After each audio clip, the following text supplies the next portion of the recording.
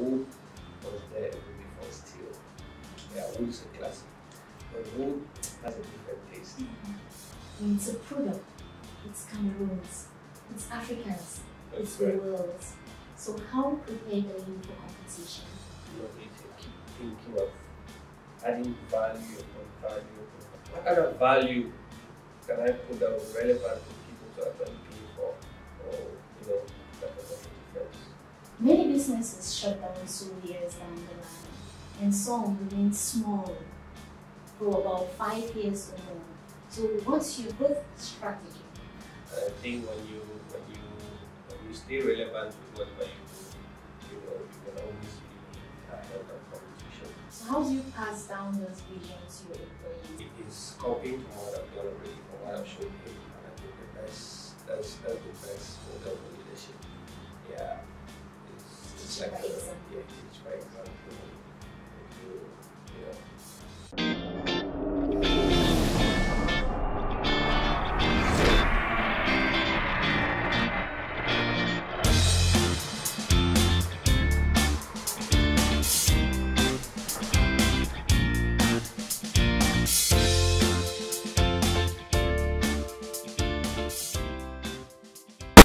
Today with us on the Shirlma Show is Samuel Koni. Samuel Koni has a master's one in water facilities. He has a bachelor's degree in civil engineering and he's making magic with wood. He converts wood into products such as watches, bangles, phone cases, just to name a few. So please tell us a little bit about yourself. I'm Koni Samuel, as you well said, a Cameroonian from the northwest region. I did my secondary and higher education in Douala. I was good in sciences, so I wanted to do engineering. So after that, I was supposed to go to Douala actually to do mathematics. So before the Douala dream, I had tried the Concours Polytech, because you write Polytech. At the time, we used to write it with waiting results. So I wrote Polytech, and then before the results in Douala came out, they launched Public Works. I wrote Public Works as well. So, and then the day I was called that, okay, my name is on the list of those who have been taken in Douala for mathematics. That same day, my sister called from Yaoundé that I made it. The Public Works Concours, I had to go study civil engineering. So that is how, from 2009, I moved to Yaoundé, and I moved from an Anglophone, a purely Anglophone zone to French, and so I obtained my BSc for 3 years, and then I started an internship with a construction company in Yaoundé, Arab contractors. Then eventually I picked up a job with them. Yeah. I was an intern, and they called me one day, and my boss called and proposed that, okay, I've seen that you're very serious with this. What are your plans? I was like, no, I'm here for internship till I don't know when. Yeah, they were giving me a stipend at the time for transport, and it was fine by me. So he called me, offered me a job, and then the contract was not bad. I took it. So I worked with them ever since. Since 2013. Yeah. I started working. I started reading books. I developed an interest for business and investments. So 2013, 2014. I met a friend of mine, an elder brother, who had a business model in Douala, at the time. Yeah. So I saw it, he told me about the business. I was eager. The little money I made, I wanted to invest. So that's how I got into business. I wanted to do something else apart from what my job was giving me. Yeah. So I invested in business. It was small. But then I was eager to do something. So 2015, I invested in it, even though the venture really didn't pull through like we intended. So I was working, and then before this year, 2 years into working with my BSc, I go back to public works to do a master's. Actually, I was just going there because I wanted a master's degree because the options that were there, I think we learned geotechnics and structural analysis. We had water facilities. It was more flexible, given that I was working. So I went in for water facilities. Yeah, 50% online, 50%. So basically, it was just about the flexibility that you chose. Yeah, that I chose it. Yeah, knowledge. I believe that there's no wasted knowledge. That's true. Since I had time, it's still part of the engineering, hydraulics more. So I went there. I started it. And, 2016, 2017, end of 2016, 2017, entrepreneur came up. I had a group of friends that we used to gather sometimes and make merry.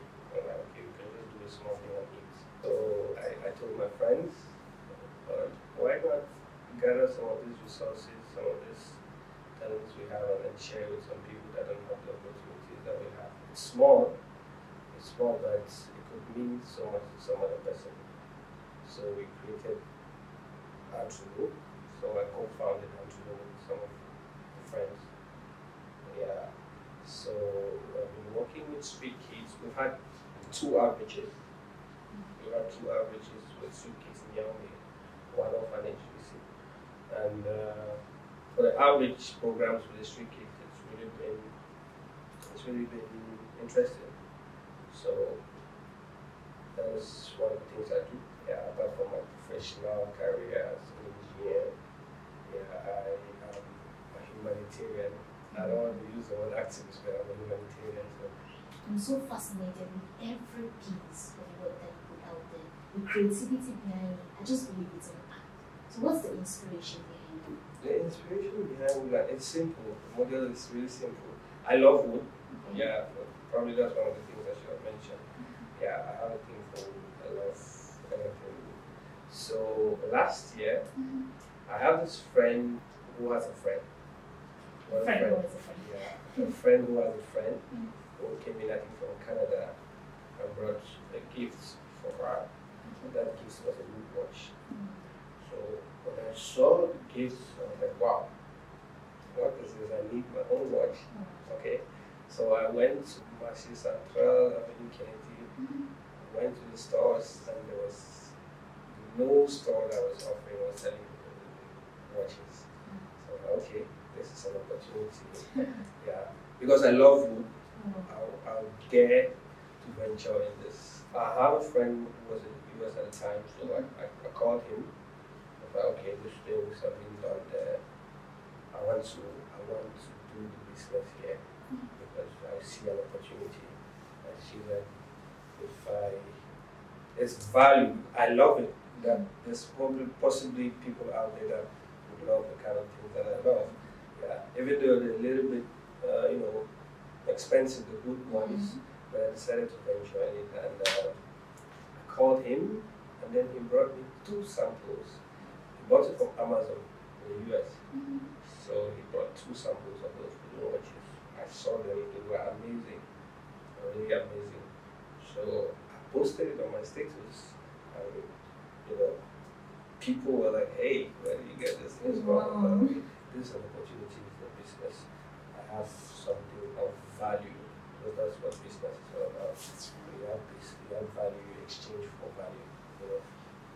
So I had to look for a way to bring them into the country, because the finishing of this watches, it's really good. So I went to the market. Our carpenters are good. Yeah, they're doing an amazing job, the furnitures and stuff. But this handcrafted watches need, apart from the finishing, there are machines that we need to get this kind of finish. So I decided that I read about it. So I decided I would be importing the watch dials, okay, and then I'll assemble them here. I'll parcel them here. So I started with just the watches, and then with time I started doing research. Okay, you could have sheets made of wood. This one's eco-friendly. It's not like steel. And one thing that is amazing about wood is the fact that wood was there even before steel. Yeah, wood is a classic. That's why I think that's why most people love wood. Like if you go to luxurious hotels or restaurants, there will be gold decorations and all that. But wood has a different taste. So I just love wood, so I decided to dive into it. And then I saw people do shades. People do shades, so yeah, I imported some machines. Yeah, that was the time because when I started, I was doing it was like a retail. I would just buy from Amazon and then I sell. But to make it more sustainable, I decided to import the wash dial and the others, assemble them, customize them, customizing to add value to the product. Yeah, so I was doing those here, and eventually from the wooden watches to the shades to the phone bags, and there's so many other things in store. So how does your engineering background help you in your present business? It does help me. I work with AutoCAD. It's an architectural software. Yeah, mechanical engineers use it to, you can draw 2D, 3D and stuff. So, for instance, your phone, I just need the dimensions. I could sketch them on my AutoCAD, and it's easy to get a phone case. So I do those ones myself. And then there are gifts. There are things like these ones are coming. This is actually the next product online, like key holders, customized key holders. Yeah, so getting to the exact dimension, and all of that. So it's good. And then working with the machines. Yeah, to operate a laser, you have to be smart. Yeah, it's not directly engineering, but the fact that I did engineering has made me smarter, I think. Yeah. So basically, that's. So when it's an idea, it's Samuel's. When it's a product, it's Cameroon's, it's Africans, it's the world's. So how prepared are you for competition? I know there's competition, like every good thing, every venture that looks promising. When people see it, they want to copy, they want to, But I think my strength lies in the fact that I'm innovative. I keep thinking of, adding value upon value upon value. That keeps my business relevant, you see. So I go to bed today and I keep thinking, what else can I put? What additional touch can I put to this thing that some other people are doing? Not about the other people, but what kind of value can I put that will be relevant for people to actually pay for, or that can make a difference? So I keep thinking, yeah, that's it. So after the break, we'll still be here with Samuel Konie.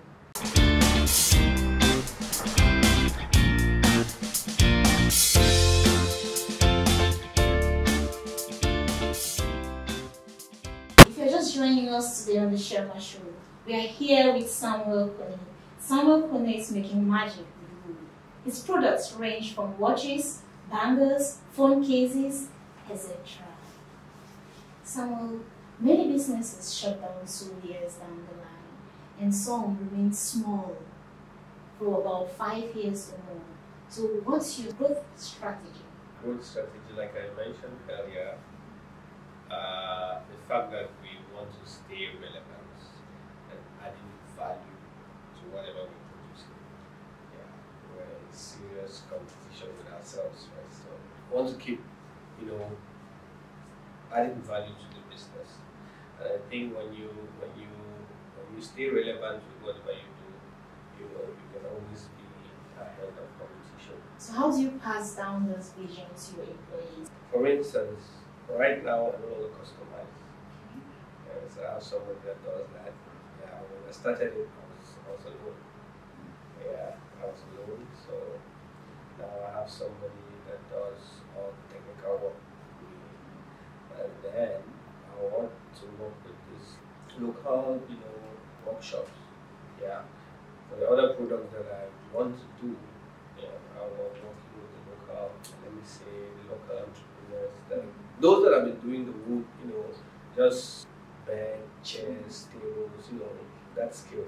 I want to work with them, with all the other ideas that I have in mind.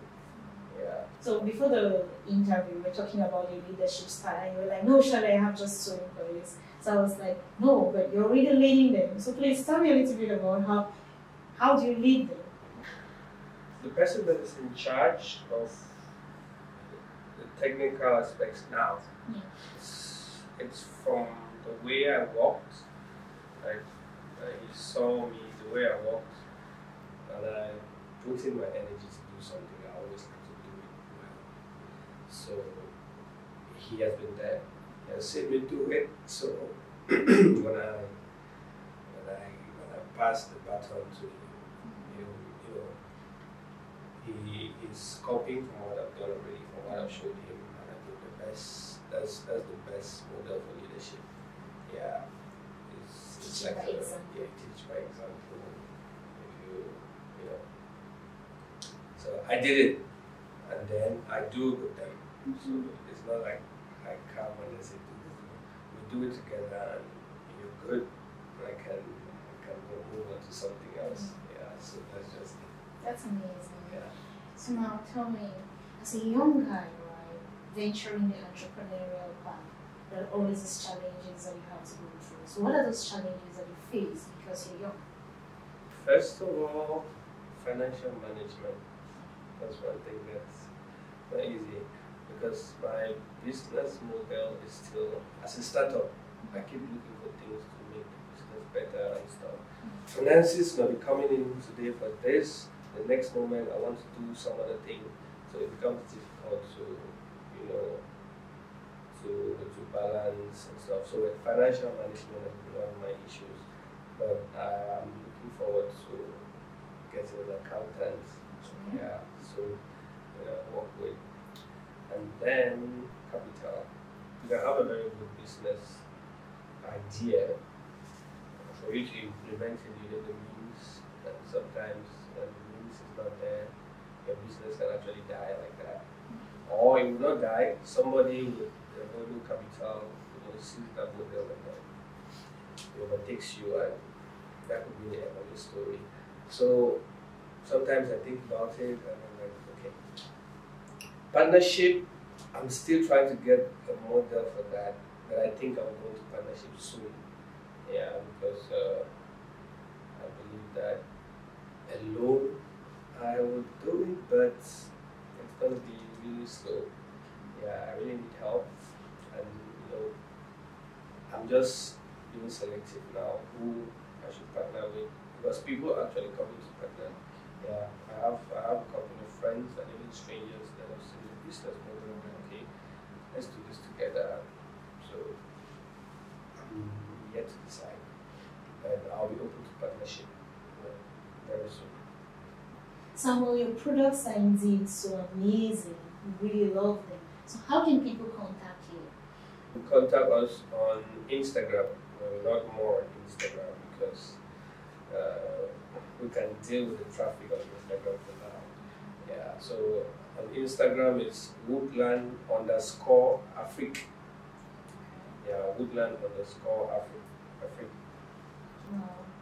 We wish you the very best in everything that you do, and sincerely, you just need to keep it up, because your products are sincerely amazing. Thank you. Thank you for being with us on the show. It's my pleasure, and thank you for giving me the opportunity to talk on the shirlma show. Today with us on the shirlma show, we were with Samuel Koni. Samuel Koni has a master's 1 in water facilities. He has a bachelor's degree in civil engineering, and he's making magic with wood. He converts wood into products such as watches, bangles, phone cases, just to name a few. Thanks for watching. I've been your host, Moja Shirley.